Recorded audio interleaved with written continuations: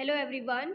तो इस वीडियो में हम जानेंगे इंडियन सोशोलॉजिस्ट, और इस वीडियो में हम इंडियन सोशोलॉजिस्ट की सीरीज़ में सबसे पहले कवर करेंगे जीएस घूरिये को।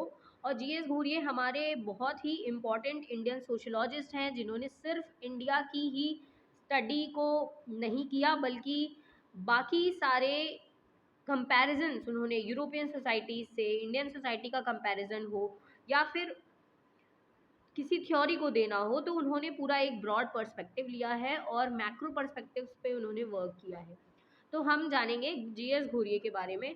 इनका पूरा नाम है गोविंद सदाशिव घूरिये। इसके पहले, इस वीडियो के पहले हम लोग कवर कर चुके हैं इमाइल दरखाइम को, जो कि हमने वेस्टर्न सोशोलॉजिस्ट की सीरीज में कवर किया है, और उसका एक वीडियो आ चुका है जिसमें हमने इमाइल दरखाइम को कंप्लीट भी कर लिया है। और फिर उसके बाद हम उसमें आगे बढ़ेंगे और इंडियन सोशियोलॉजिस्ट में हम सबसे पहले पढ़ेंगे जीएस घूरिये को। तो जीएस घूरिये जो है, इनका जो जन्म है, इनका जो बर्थ है, वो होता है 12 दिसंबर 1893 in Malvan, a town in Konkan coast of western India. तो कोंकण कोस्ट जो हमारा वेस्टर्न इंडिया का है, गुजरात के जो नीचे का कोस्ट है उसको, वहाँ पे इनका जन्म होता है। और a family owned trading business which had once been prosperous but was in decline. तो ऐसी फैमिली में होता है जो पहले बहुत ही रिच होती है, बहुत अमीर होते हैं, फिर उसके बाद धीरे धीरे डिक्लाइन पे आ जाता है, like in everyone house hold, ऐसा मोस्टली घरों में होता है। ठीक है। तो 1913, 1919, 1923 और 1924 इनका दिया गया है पूरा टाइमलाइन कि इन्होंने कब क्या स्टडीज़ में इन्होंने किया है। और फिर उसके बाद जीएस घूरिये यूनिवर्सिटी से रिटायर होते हैं 1959 में, लेकिन इनकी 17 आउट ऑफ हिज 30 बुक्स जो हैं वो आफ्टर रिटायरमेंट ही रिटर्न हुई हैं। और 1983 में जीएस घूरिये जो है वो 90 साल की उम्र में चल बसते हैं। इसके बाद हम देखेंगे कि जीएस घूरिये ने क्या कंट्रीब्यूशन दिया है। तो अगर हम बात करें कि इनके वर्क्स की, तो जीएस घूरिये जो हैं वो इंडियन सोशोलॉजिस्ट के फाउंडर माने जाते हैं। He headed India's very first post graduate teaching department of sociology at Bombay university for 35 years. तो बहुत बड़ी बात है कि बॉम्बे यूनिवर्सिटी में ये पोस्ट ग्रेजुएट टीचिंग डिपार्टमेंट में थे और 35 साल के लिए ये सोशोलॉजी वहाँ पे देख रहे थे। इसके बाद इन्होंने काफ़ी सारे रिसर्च स्कॉलर्स को गाइड किया है, और जिन्होंने बहुत अच्छी अच्छी पोजीशंस को ऑक्यूपाई किया अपने अपने डिसिप्लिन्स में, अपने अपने सब्जेक्ट्स में। और इसके बाद इन्होंने सोशोलॉजिकल सोसाइटी का के बेस्ड पे एक जर्नल निकाला जिसका नाम है सोशोलॉजिकल बुलेटिन। तो ये इनका जर्नल था। और इसके बाद ये इनकी राइटिंग्स जो है वो बहुत ही प्रोलिफिक नहीं थी, वाइड रेंजिंग थी लेकिन सब्जेक्ट्स में, और जिन्होंने बाकी सारी चीज़ों को कवर किया। घूरिये जो सोशोलॉजिस्ट हैं, इन्होंने क्या किया, इन्होंने इंडियन डिसिप्लिन को बहुत ही ब्रॉड वे में स्टडी किया है। इन्होंने फिर चाहे वो पे हो, रेस पे हो, ब्रॉड पर्सपेक्टिव देना हो, ट्राइब्स पे, किनशिप पे, फैमिली पे, तो इन्होंने बहुत ही अमेजिंग वर्क्स किए हैं। यहाँ पे हमें बहुत अच्छी चीज़ें और बहुत अच्छी थ्योरीज दी हैं।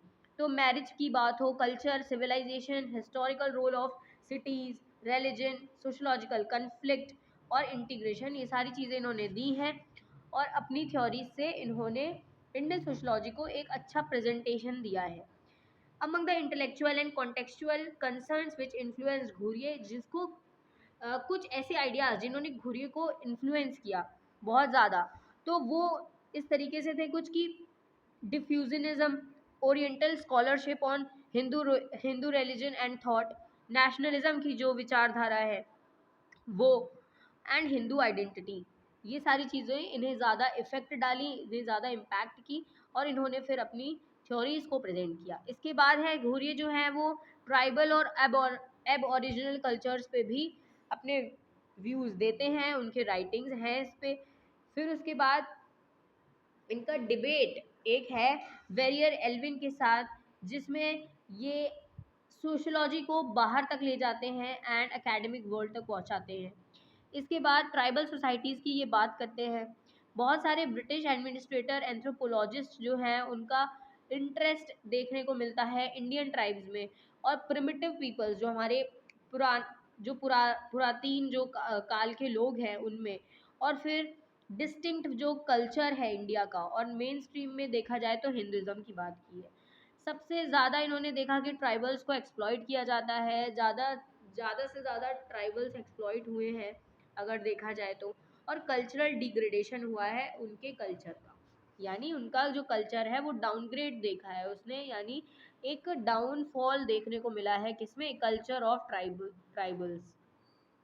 तो ट्राइबल अब जाने ही अपने कल्चर की वजह से जाते हैं, तो उनके कल्चर में बड़ा डाउनफॉल देखने को मिलता है, और देखा जाता है कि ट्राइबल्स जो हैं वो सबसे ज़्यादा क्या हुए हैं, वो सबसे ज़्यादा सफ़र किए हैं एक्सप्लॉइटेशन से।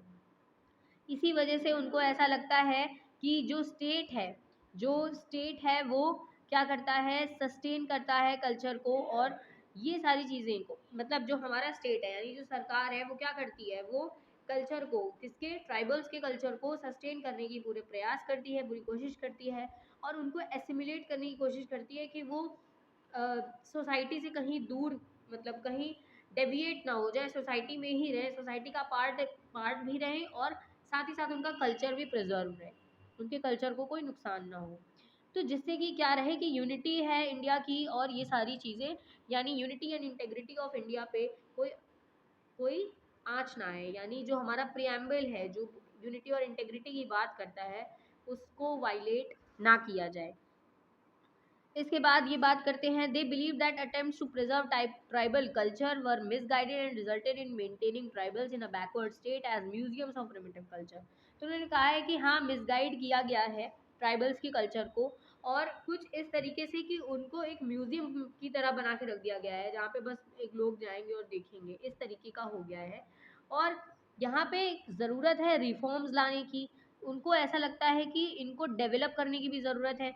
घुरिये जो हैं वो एक बहुत ही अच्छे लेवल पे नेशनलिस्ट व्यूज़ देते हैं, और कैरेक्टराइज करते हैं इंडिया की ट्राइब्स को, और ये नाम देते हैं उनको बैकवर्ड हिंदूज, क्योंकि हमें पता है जो हमारी कास्ट, जो हमारी सोसाइटी है, जो हमारी इंडियन सोसाइटी है, वो ऐसा घुरिये भी बोलते हैं अपने वर्क्स में, हमारी जो इंडियन सोसाइटी है वो कास्ट पे बेस्ड है, कास्ट बेस्ड सोसाइटी है, और उसको हम हिंदू सोसाइटी भी बोलते हैं, हिंदू सोसाइटी जो है। तो घुरिये जो है वो हिंदू सोसाइटी को यूरोपियन सोसाइटी से कंपेयर भी करते हैं, तो वो हम आगे देखेंगे।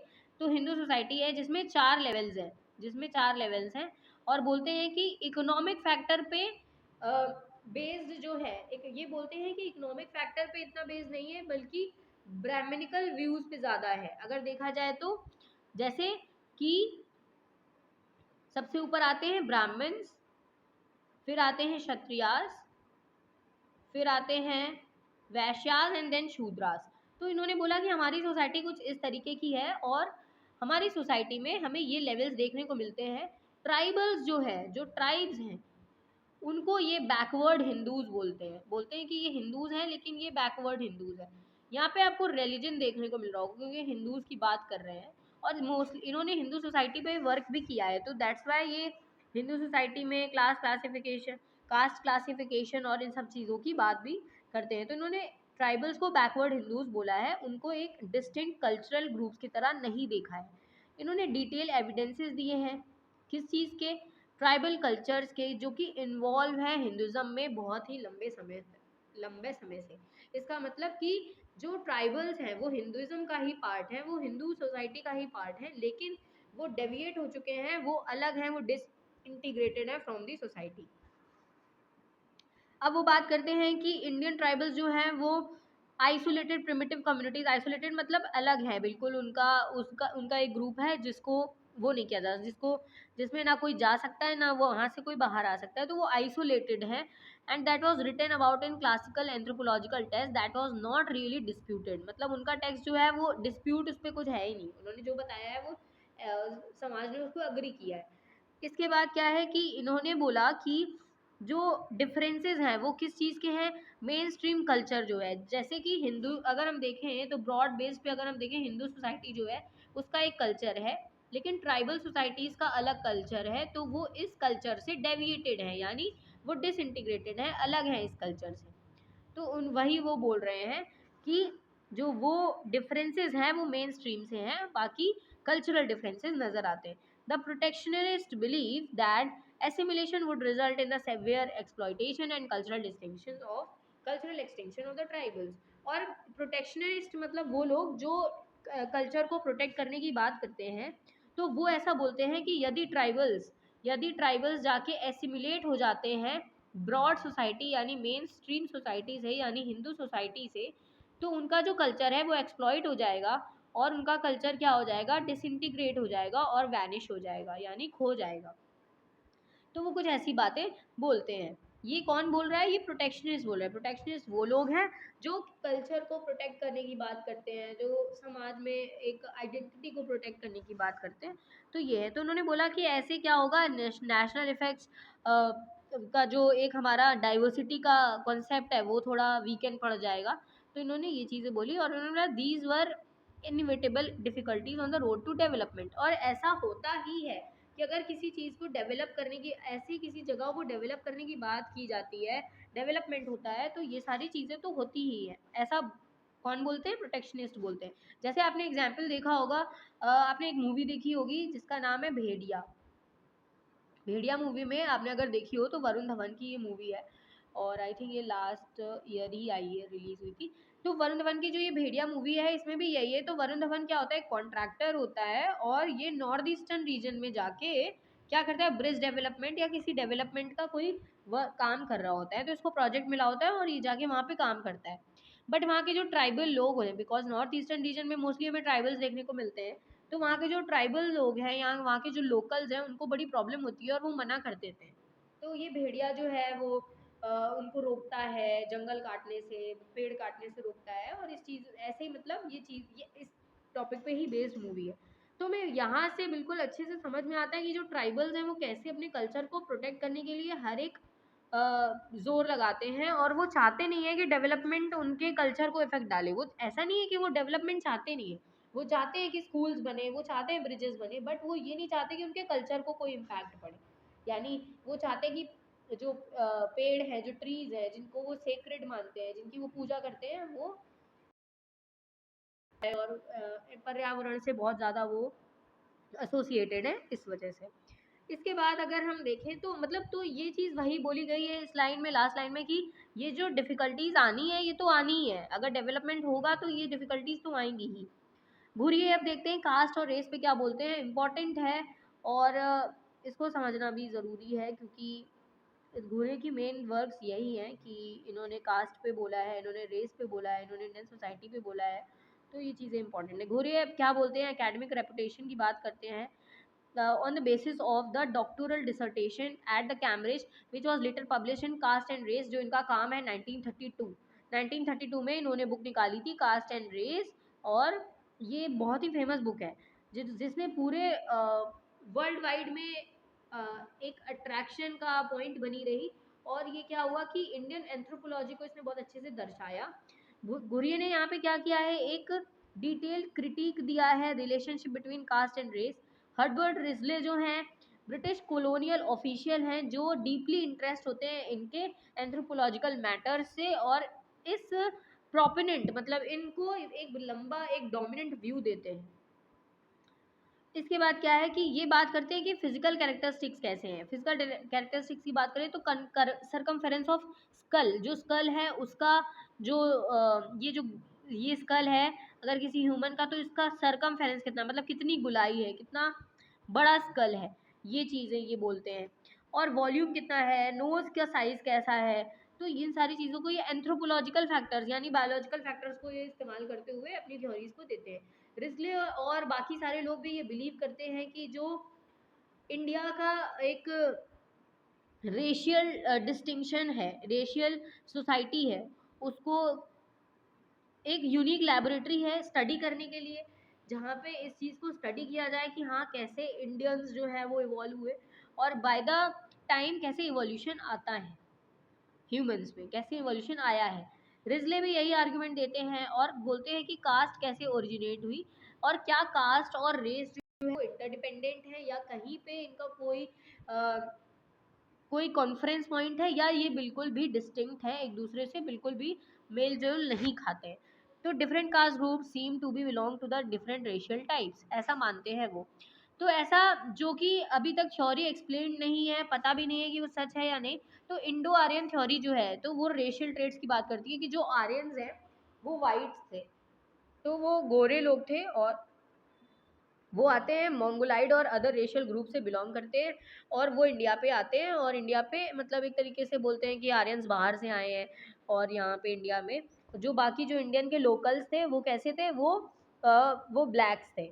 और बाकी जो ये आर्यंस थे ये इनके रेशियल कैरेक्टरिस्टिक्स बहुत अच्छे थे, फीचर्स बहुत अच्छे थे, हाइट बहुत अच्छी थी। तो इन्होंने क्या किया, इन्होंने अपने इन सारे फीचर्स की मदद से हायर स्ट्रेटा अपना लिया, हायर स्ट्रेटा ऑक्यूपाई कर लिया सोसाइटी में। हायर स्ट्रेटा में कौन आते हैं, ब्राह्मण्स। तो ऐसा ये लोग बोलते हैं, ठीक है। इसका कोई प्रूफ नहीं है और इंडो आर्यन थ्योरी जो है ये अभी तक वैलिड भी नहीं है, मतलब इसका कोई जिक्र नहीं है किसी उसमें, किसी बुक में। बस बोला गया है कि हाँ ऐसी कोई ऐसा हो सकता है, बट ऐसा कुछ नहीं है। तो इसको इतना प्रेफरेंस नहीं दिया गया बाय द सोशियोलॉजिस्ट। लेकिन घुरियन ने इसको स्टडी इसलिए किया क्योंकि वो कास्ट और रेस की बात कर ही रहे थे और रेशियल फीचर्स जानने के लिए उन्हें एंथ्रोपोलॉजिकल फीचर्स को जानना बहुत ज़रूरी था। उसके बाद length of nose, size of cranium और इन सब चीज़ों की बात करें तो उन्हें डिफरेंसेस तो मिलते हैं। इसके बाद इन्होंने बोला कि मतलब ऐसा बताया जाता है कि जो आर्यंस हैं वो बाहर से आए थे और कहीं इंडिया में आके सेटल हो गए, ठीक है। तो ये सारी चीज़ें Ghurye did not disagree with the basic argument put forward by Risley but believed it to be only partially correct। तो जैसा कि सब लोग मानते हैं कि वही चीज़ घुरियर भी बोले थे कि इंडो आर्यन थ्योरी जो है वो पूरी तरीके सही नहीं है, लेकिन हाँ हो सकता है कि पार्शियली करेक्ट हो। इसके बाद क्योंकि different averages without considering the variations in the distribution of particular measurement for a given community, थोड़ा मुश्किल हो जाता है कि कैसे जो एविडेंसेस दिए जा रहे हैं या जो बातें की जा रही हैं वो सच हैं या नहीं। Aryans and the lower caste being non Aryan was broadly true for only for northern India, क्योंकि साउथ में आप देखोगे मोस्टली लोग आपको ब्लैक्स नजर आते हैं, रेशियल थोड़ा फीचर्स उनका थोड़ा डल में चला जाता है। नदर्न इंडिया में आप देखोगे कि गोरे लोग ज़्यादा पाए जाते हैं, हिमाचल वगैरह के लोग आप देखो तो वहाँ पे मतलब बहुत ही फेयर लोग पाए जाएंगे और लोग मिलते हैं, है ना। तो ऐसा वो घुरिये बोलते हैं कि हो सकता है कि जो आर्यंस हो वो सिर्फ नदर्न पार्ट्स में ही है और लोअर कास्ट जो कि नॉन आर्यन है वो हमारे सदर्न पार्ट्स में हो गया। तो मतलब इस तरीके से शायद इंडियन सोसाइटी डिवाइडेड थी उस टाइम पे और हमें यहीं पे इंटर ग्रुप डिफरेंसेस देखने को मिलते हैं ऑन अ लार्ज स्केल। तो वो बोलते हैं इंडो गैंगेटिक प्लेन, क्योंकि इंडो गैंगेटिक प्लेन जो है लाइक अगर हम भारत की बात करें तो ये हमारा भारत है, ये हमारा भारत है ना। तो ये बाउंड्री है हमारे भारत की और ये बाउंड्री है। तो ये जो नदर्न पार्ट है हमारा ये इंडो गैंजेटिक प्लेन है। तो यहाँ पे अच्छे से क्या होता था, खेती होती थी, बहुत अच्छे से एग्रीकल्चर परस्यू किया जाता था। तो क्यों किया जाता था, क्योंकि गंगा रिवर जो है हमारी वो इतना ब्रॉड चैनल है, तो एल्यूवियल सॉइल पाई जाती है, तो अच्छे से यहाँ पे खेती कर ली जाती थी और मोस्टली सेटलमेंट्स उसी जगह पे होते हैं जहाँ पे अच्छे से एग्रीकल्चर हो सके, बिकॉज लोग वही तो खाते हैं, एग्रीकल्चर करके ही खाना खाते हैं, बिकॉज वेजिटेरियन सोसाइटी थी उस समय पे। लोग सेटल हो गए, कौन, आर्यन सेटल हो गए और बाकी सदर्न पार्ट्स में जो हमें ब्लैक्स देखने को मिलते हैं वो नॉन आर्यंस हैं। ऐसा घुरिये ऐसा घुरिये जो है वो सजेस्ट करते हैं, मतलब वो ऐसा बोलते हैं कि हाँ ऐसा हो सकता है कि ऐसा हुआ हो, बिकॉज आर्यन थ्योरी को डिनाई भी नहीं कर रहे हैं ना, वो पार्शियली करेक्ट बता रहे हैं, तो उस बेसिस पे अपने पॉइंट्स देते हैं। इसके बाद 10 रेशियल प्योरिटी जो है वो इंडिया में प्रिजर्व्ड है, inter marriage only in Hinduism proper और नदर्न इंडिया में ऐसा हमें देखने को मिलता है। In the rest of the country endogamy practice की जाती है, marrying only within a particular caste group, यानी इंटरकास्ट मैरिज अलाउड नहीं है। एंडोगैमी मतलब विद इन द कास्ट ही शादी हो रही है। Have introduced into two groups that were already racially varied, और ऐसा जो दो ग्रुप्स के बीच में ऐसे ऐसे कास्ट ग्रुप्स जो दो ग्रुप्स हैं अलग अलग हैं और रेशियली भी वैरी कर रहे हैं, रेशियली मतलब स्किन कलर भी थोड़ा सा डिफर कर रहा है, उनमें भी नहीं होती है, मतलब शादी नहीं होती है, ऐसा मानते हैं। ये कहाँ पे, सदर्न इंडिया में, और नदर्न इंडिया में थोड़ा इंटरकास्ट मैरिज टाइप हो जाता है। तो the racial theory of caste is no longer believe but in the first half of 20th century it was still considered to be true. अब तो नहीं मानी जाती, लेकिन पहले मतलब 20th सेंचुरी यानी 1950s तक ये थ्योरी को सही माना जाता था। और these were conflicting opinions among historians about the Aryans and their arrival in the subcontinent। और ये conflicting opinions देते हैं, कुछ लोग मानते हैं कि नहीं आर्यंस इंडिया के ही पार्ट हैं, बट कुछ लोग मानते हैं कि नहीं वो बाहर से आए हैं। तो ऐसी चीज़ें, ये कन्फ्लिक्ट अराइज होता रहा और अभी तक ये जो थ्योरी है ये बहुत कंट्रोवर्शियल है कि पता नहीं है सही है या नहीं। घुरिये जो है ये एक कॉम्प्रिहेंसिव डेफिनेशन भी देते हैं कास्ट की। ये क्या बोलते हैं, कास्ट क्या है, तो ये बताते हैं कि कास्ट एक ऐसा इंस्टीट्यूशन है जो कि सेगमेंटल डिवीजन पे बेस्ड है। This means that caste is divided into number of closed mutually exclusive segments और कंपार्टमेंट्स। तो वो बोलते हैं कास्ट जो है वो ब्लॉक्स है, ये समथिंग लाइक ब्लॉक है जो अपार्टमेंट्स में है या कंपार्टमेंट्स बोल सकते हैं, उनमें डिवाइडेड है, सेगमेंट्स हैं और हर कास्ट जो है वो एक कंपार्टमेंट को कंप्राइज करता है। उन्होंने बोला कि कास्ट जो है वो बर्थ से डिसाइड होता है, चिल्ड्रन कहाँ पे बॉर्न हो रहा है, किन पेरेंट्स से बॉर्न हो रहा है, वो डिसाइड करते हैं कि किसी की कास्ट क्या होगी। और दूसरी तरफ बर्थ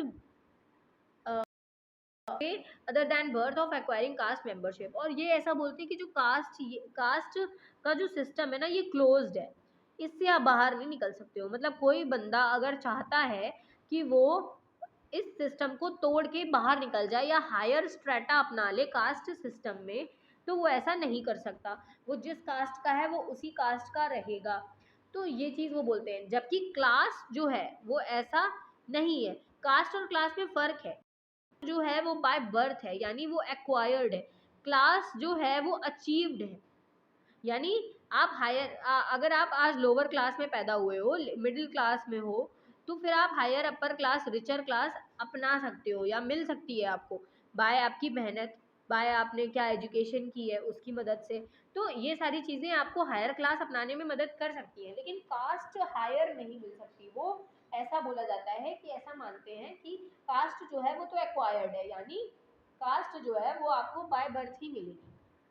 तो ऐसा घूरिए बोलते हैं, तो बोलते हैं कास्ट जो है वो हायरार्किकल डिवीजन है। और इन्होंने क्या बोला कि it can neither be avoided और नॉर कैन बी चेंज्ड, ना तो इसको अवॉइड कर सकते हो और ना तो ही इसको बदल सकते हो। कास्ट जो है वो हायरार्किकल डिवीजन, हायरार्की क्या होता है, एक लेयर्स स्ट्रेटा, जिसकी बात हम ऑलरेडी कर चुके हैं पहले वीडियोस में, है ना। तो हायरार्की बेस्ड है, अनइक्वल है हर कास्ट से, कोई कास्ट हायर है, कोई लोअर है और कोई उससे भी नीचे है। और two caste are never equal, कभी भी इक्वल्स नहीं है, ठीक है, कुछ ना कुछ इनइक्वालिटी जरूर है। द इंस्टीट्यूशन ऑफ कास्ट जो है वो necessarily involve restrictions on social interaction, ज़रूर से ज़रूर वहाँ पे रेस्ट्रिक्शंस हैं।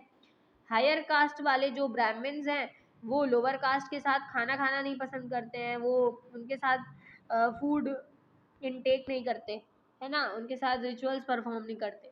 तो ये सोशल रेस्ट्रिक्शंस हैं, ठीक है। Elaborate rules of prescribing what kind of food may be shared between which groups, कौन सा फूड शेयर करना है नहीं करना है, ये सारे भी रूल्स हैं, प्रिस्क्राइब किया जाता है। और govern by the ideas of purity और पोल्यूशन, तो कौन पवित्र है कौन अपवित्र है, ये सारे आइडियाज भी इनको गवर्न करते हैं, ठीक है। तो पहला पहला पॉइंट में हमने देखा कि गुरी बोलते हैं जो कास्ट है वो क्या है, वो क्लोज्ड है, म्यूचुअली एक्सक्लूसिव है, यहाँ पे कंपार्टमेंट्स हैं, हर कास्ट अलग अलग है और ये एक्वायर्ड है ना कि अचीव्ड है।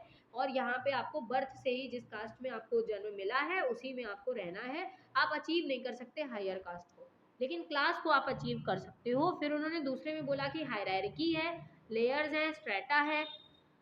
तीसरे में ये बोलते हैं कि रेस्ट्रिक्शंस हैं जो कि लगाए हैं समाज ने, और क्या खाना खाना है, क्या शेयर हो सकता है, क्या नहीं हो सकता है, पवित्र और अपवित्र की बातें हैं। और ये सारी चीज़ें ये यहाँ पे बोलते हैं कि यहाँ पे कुछ लोग तो टच को भी नहीं पसंद करते हैं किसी पर्टिकुलर कास्ट के लोगों को, और उसको पल्यूटिंग मानते हैं। अभी फिलहाल ये चीज़ें सिनेरियो बदल चुका है, लेकिन आप ये भी समझो कि घुरिये ने ये बातें कब कही हैं, ये बातें उस टाइम पे की है इन्होंने जब कास्ट एक मेजर फैक्टर थी इंडियन सोसाइटी का और बहुत बड़ा रोल प्ले करती थी इंडियन सोसाइटी को डिवाइड करने में, करेक्ट है। इसके बाद आती है बात क्या, principles of hierarchy and restrictions जो कि सोशल इंटरेक्शन में है। डिफरेंशियल राइट्स और ड्यूटीज़ हैं, हर कास्ट की अलग राइट्स है, अलग ड्यूटीज़ है, तो ये सारी चीज़ें। अब ये बोलते हैं कि ये जो ड्यूटीज़ हैं ये सिर्फ रिलीजियस प्रैक्टिस तक सीमित नहीं है, ये but extend to the secular world. अब ये सेक्युलर वर्ल्ड में भी ऐसी ड्यूटीज़ हैं कि भले ही हम लोग मानते हैं ना कि रिलीजियस प्रैक्टिस में कि पूजा पाठ कराना तो हायर कास्ट यानी ब्राह्मण्स का काम है ना, तो लेकिन सिर्फ रिलीजियस पे बेस पे नहीं है, ऐसा सेक्युलर पे भी देखा जा रहा है। तो ये चीज़ें वो बोलते हैं कि एज एथनोग्राफिक जो अकाउंट्स हैं हमारे एवरीडे लाइफ के, वो कास्ट सोसाइटी को दिखाते हैं और ये बताते हैं कि कास्ट कैसे ही रूल्स को गवर्न करती थी, यानी कैसे रूल्स जो है वो कास्ट को जस्टिफाई करते थे। Caste restricts the choice of occupation, ये चॉइस ऑफ ऑक्यूपेशन को भी रेस्ट्रिक्ट करते हैं। तो फ्रीडम ऑफ ऑक्यूपेशन नहीं है यहाँ पे, हर कास्ट का व्यक्ति हर एक तरीके की जॉब नहीं कर सकता, उसके ऊपर कुछ रेस्ट्रिक्शंस हैं। हायर कास्ट वाला व्यक्ति कुछ हायर तरीके की एजुकेशन, टीचिंग, ये वाली जॉब्स करेगा। लोअर कास्ट वाला व्यक्ति अपने वैदिक सोसाइटी में जो कास्ट सिस्टम है ना, उससे थोड़ा रिलेट करते हुए ये इस चीज़ों को बताते हैं, इन चीज़ों को एक्सप्लेन करते हैं। डिवीजन ऑफ लेबर की बात करते हैं कि किस तरीके से डिवीजन ऑफ लेबर है। डिवीजन ऑफ लेबर का कॉन्सेप्ट हमने जो लास्ट वीडियो हमने इमाइल दरखाइम की देखी है, इमाइल दरखाइम के बारे में पढ़ा है, उसमें अच्छे से समझा है, जाके आप प्लीज़ वो वीडियो देख लो। इसके बाद ये बोलते हैं कि कास्ट रेस्ट्रिक्शंस जो हैं वो मैरिज पे भी हैं, यानी एंडोगैमी है। एंडोगैमी मतलब शादी विद इन द कास्ट, कहाँ पे शादी हो रही है, अपने ही कास्ट में लोग एंडोगैमी परफॉर्म कर रहे हैं, उसी में वो शादी कर रहे हैं। और एक्सोगैमी जो है वो whom one may not marry, और एक्सोगैमी कुछ इस तरीके से है कि लोग शादी नहीं कर सकते, है ना। हुर्रियत की जो डेफिनेशन है, इसके बाद ऑफ रूल्स है about eligible and non eligible help reproduce the caste system. तो ये जो रूल्स हमें समझ में आते हैं, ये जो कॉम्बिनेशन ऑफ रूल्स है, ये हमें समझ में आता है और ये रिप्रोड्यूस करता है कास्ट सिस्टम को, ठीक है। घुरिये की जो डेफिनेशन है कास्ट को लेके वो सिस्टमैटिक है। उनकी डेफिनेशन एक कॉन्सेप्ट देती है कि क्लासिकल टेक्स्ट हमें क्या प्रोवाइड करते हैं, क्या प्रिस्क्राइब करते हैं। क्लासिकल टेक्स्ट किसमें, वेदास में जो लिखा हुआ है, लाइक तो ये सारे टेक्स्ट को ये ऑब्वियस सी बात है इस्तेमाल करते ही हैं अपनी थ्योरीज देने के लिए। In actual practice many of these features of caste are changing, many of them continue to exist. तो बोलते हैं काफ़ी सारी चीज़ें बदल रही हैं, जैसे खाना पीना बदल रहा है, लाइक लोग अब शेयर कर लेते हैं, लोग अब फ्रेंड्स बना रहे हैं। ऐसा कुछ नहीं है कि शेड्यूल कास्ट और ये सारी चीज़ों को देख के फ्रेंड्स बनाए जा रहे हैं, तो फ्रेंड जोन बदल रहा है लोगों का, लोग इंक्लूड हो रहे हैं सोसाइटी में, एसिमिलेट हो रहे हैं। एथनोग्राफिक फील्ड वर्क जो है नेक्स्ट सेवरल डिकेड्स का, वो अब ये बताएगा कि कैसे कास्ट जो है वो इंडिपेंडेंट हो गई इंडिया में, कैसे इंडिपेंडेंट इंडिया में कास्ट का जो अब नया फैक्टर है वो इमर्ज करा है, ठीक है। बिटवीन 1920s और 1950s सोशोलॉजी जो है वो इक्वेट की जा रही है by the major departments of Bombay and Lucknow.